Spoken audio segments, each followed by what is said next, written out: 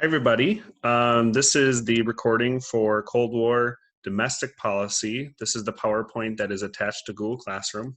So while I have this video going, you should be either watching along on here. I might on another tab have the presentation up and ready. I'm also here with my teacher's assistant. Her name is Johanna. Want to come see Johanna? So she's going to help teach all about communism today, right? Yeah. Okay. So I'm going to start sharing my screen so you can see the presentation. Duck and cover. Yeah, we're going to talk about duck and cover. Okay, so today is domestic policy in the Cold War. I think I'm going to make another PowerPoint or a video about foreign policy, just as a quick review over what we did before break. But this is about domestic policy. Here's my expectations for you during a virtual lecture. First of all, taking notes in your notebook or in your study guide that's already posted in Google Classroom. I'm going to go through this. It's probably going to be pretty fast compared to what it would be during a normal lecture. So pause this video when you need to, rewind when you need to. You know, that can be really helpful if you just need clarification. You can go back and you can hear what I'm saying over again. Also, sometimes there's going to be links in the PowerPoint itself.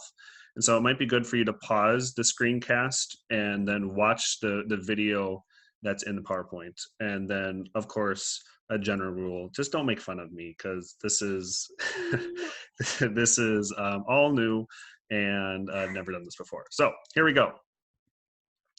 Here's our essential question for this lecture. How did the US government try to deal with the Cold War at home?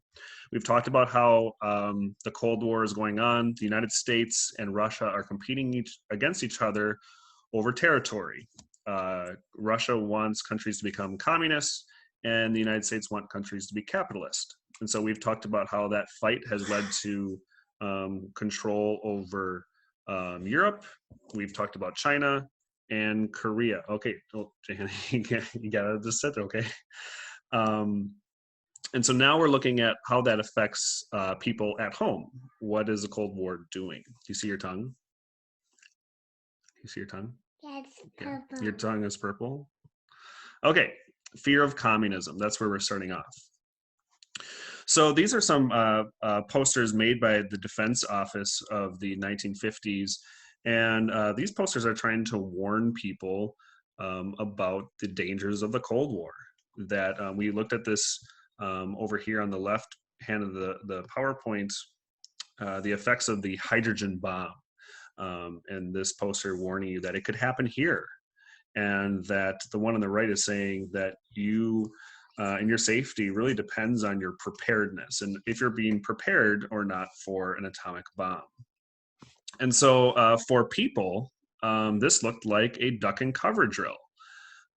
Duck and cover, which you can see it's in red, you should write that down, is a way that people prepared for the possibility of a nuclear attack. On this slide, you can see there's a link for a video. So right now you should pause my video. You should click on the link and watch the duck and cover video. It's about 8 or 9 minutes long. You can probably skip the middle part of it. I think you'll generally get the idea. So once you pause that now, and then you can come back to me. Okay, that's one of my favorite videos of the year, especially because Johanna said she wanted to try duck and cover. Right, Johanna? Yeah. Okay. So we got to pretend there's a flash. Now, what do? Do you remember? Okay, let's go. There's a flash. No, go to the kitchen. Kitchen. Gonna go to the table.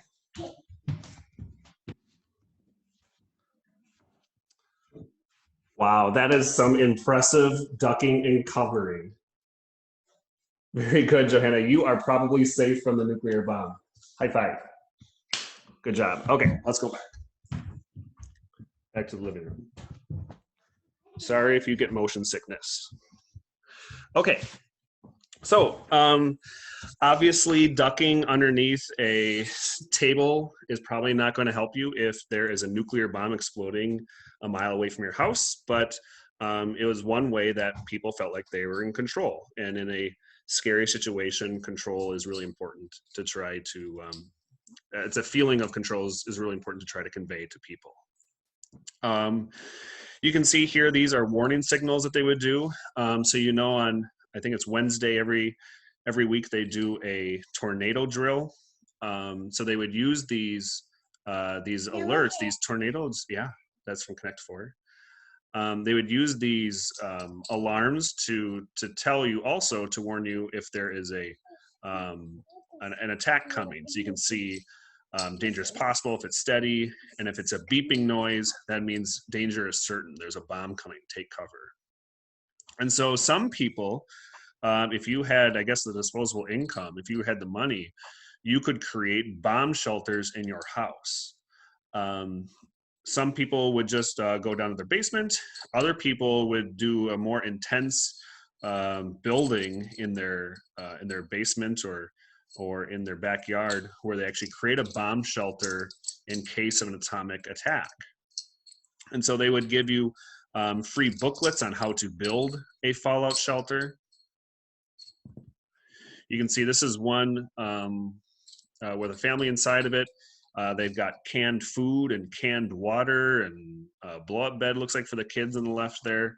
And it looks like a nice place to live during a nuclear holocaust, I guess. There's even little toys. This even happened in Wisconsin. Here's a bomb shelter company that was based out of Milwaukee. So you could build that, and that whole thing, besides the tube going up, would be below ground. And I think the tube on the right side of that cinder block thing would go up to like another escape hatch. And it was just a couple of years ago, actually, that there was a family who bought a house up in, I think it was Appleton. They bought this house and they were doing some lawn work outside, and they found underneath some shrubbery this giant metal box in their backyard, and it was chained up. And so they cracked the chain, and they found out that at one point it was flooded. And you can see here in this picture the line of how high the water went. But inside they found all this stuff because it was a bomb shelter from the 1950s.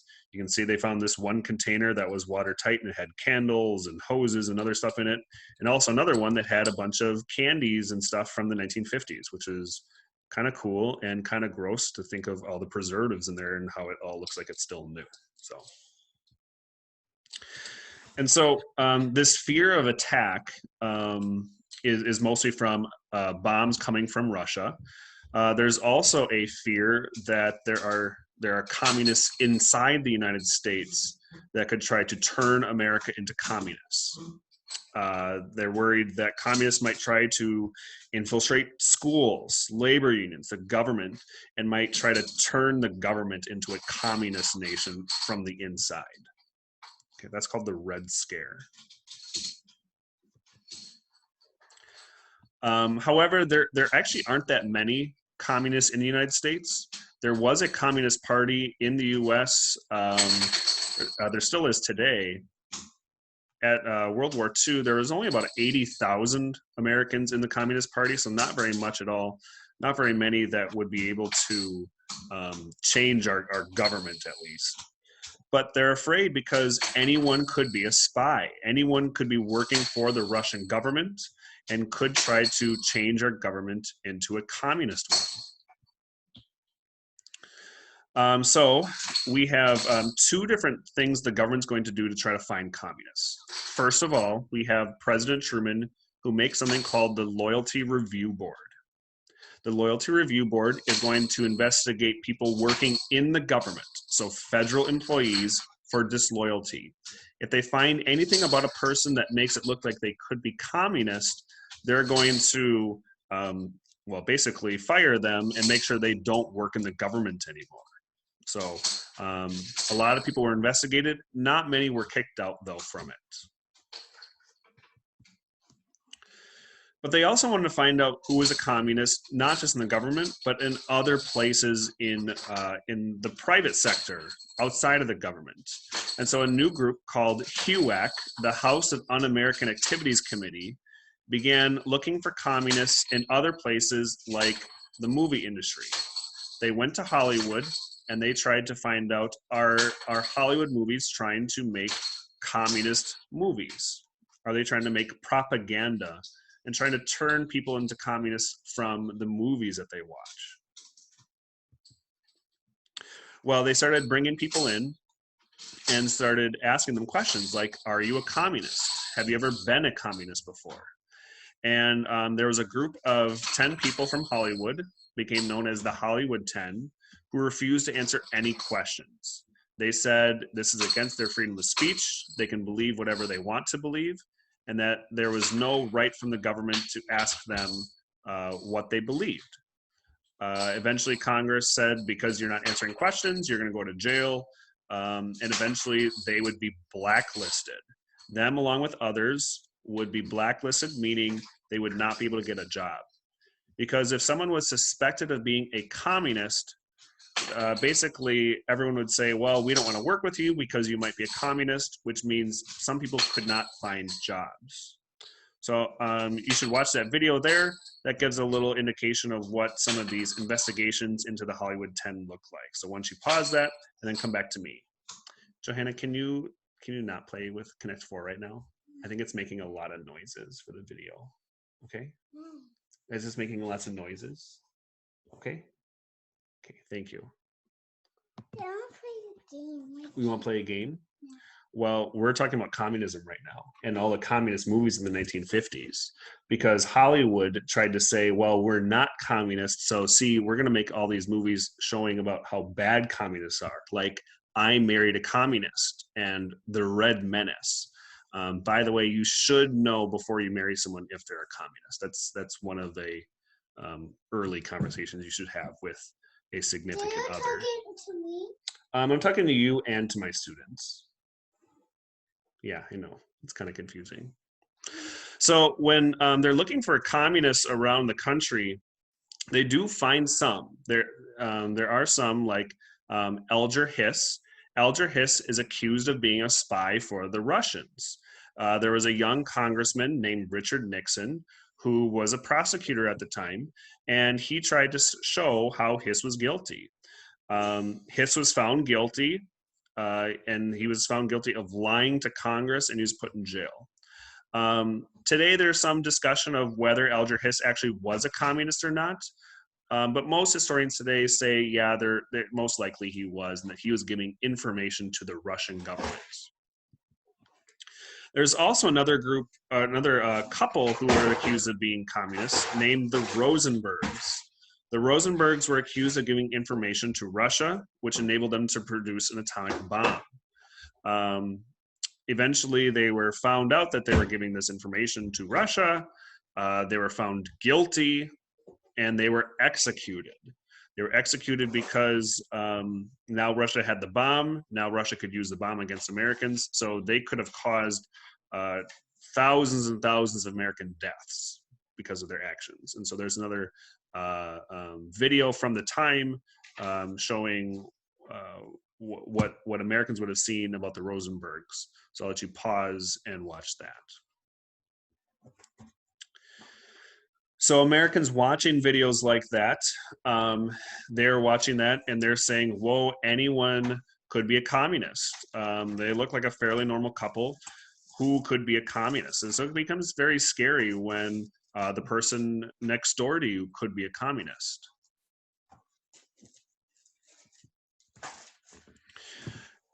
Americans became even more afraid with the launch of Sputnik.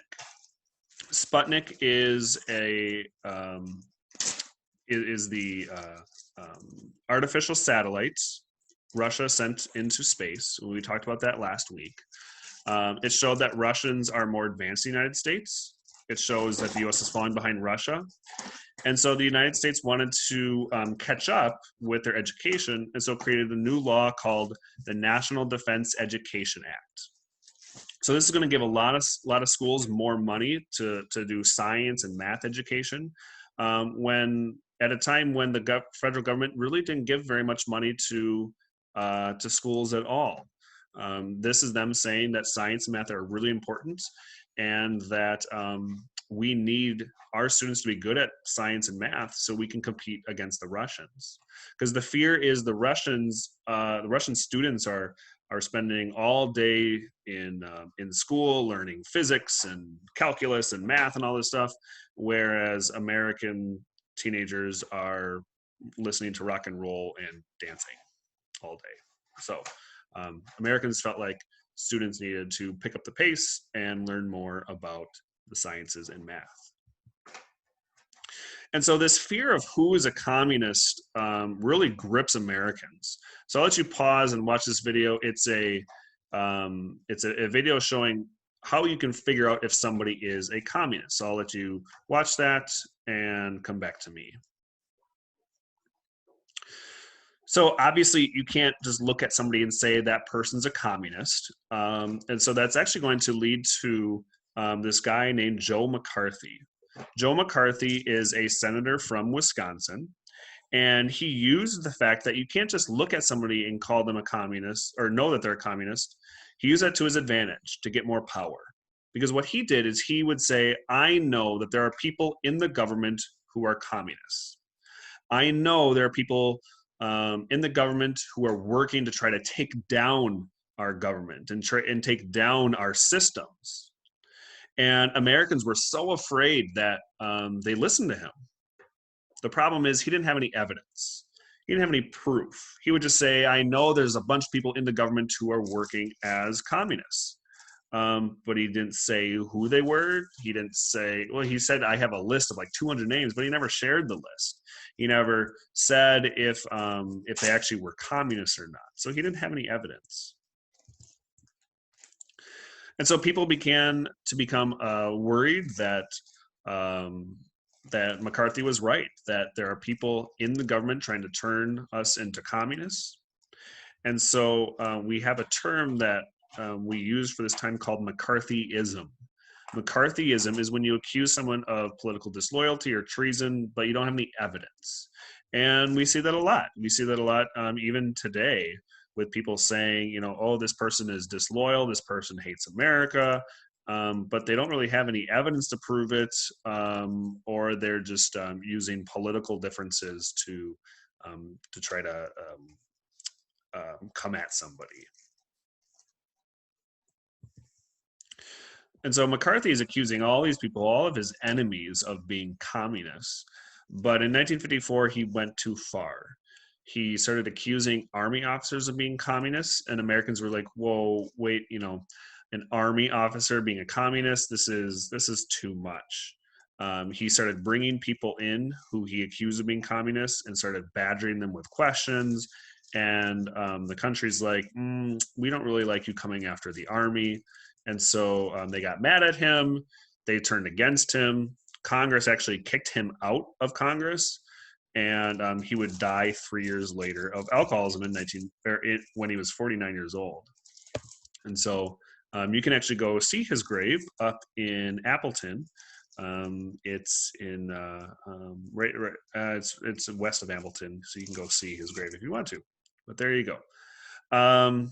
And I think that's it for the slide. Oh, and we're not going to worry about that because that'd be something if we do in class. So that is some of the effects of the Cold War on domestic policy. Make sure you know this. That's very important information. It's on your study guide. You should be taking notes on the stuff on this PowerPoint. For future stuff, because as of now, school is canceled indefinitely, meaning we don't know when it's going to be brought back. A lot of what's on this slide, or on this PowerPoint specifically, is was going to be on our DBQ. However, because we don't know what testing looks like yet, that's kind of up in the air. So I will put out more information soon as I find out. But just in case we do this DBQ like we normally have, This PowerPoint that I just went through has most of the information that you need to be successful in the DBQ. So I'll put out some more information about that eventually. If you have any questions, please let me know. My office hours are going to be from 12:30 to 2:30. Pretty much every day I'll be on my computer or something, and I'll set up some Zoom meetings if you want to have longer discussions. So that's it for now. Johanna, do you want to say goodbye to students? Well, they can't see you. See? You got to be in the screen. You got to come over here. Can you say bye-bye? Bye-bye. Okay, thanks everybody. So we're done playing. We're going to start playing. Let me stop the share. Stop the recording. Okay, bye.